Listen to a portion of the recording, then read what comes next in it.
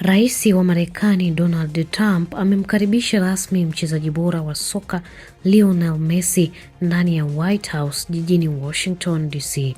Mkutano huu uliokuwa ukisubiriwa kwa hamu umefanyika leo tarehe 5 mwezi wa 3, 2026 ndani ya White House. Rais Trump alijulikana kwa kupenda michezo, alionekana mwenye furaha akimshika mkono nahodha huyu wa Argentina.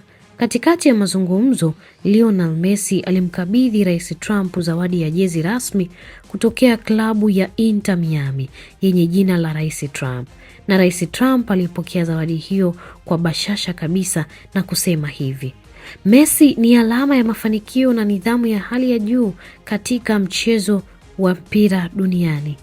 Je, mkutano kama huu huimarisha diplomasia ya soka? Muda utazungumza. Mimi ni Vanessa Simba, asante kwa kuwa nasi.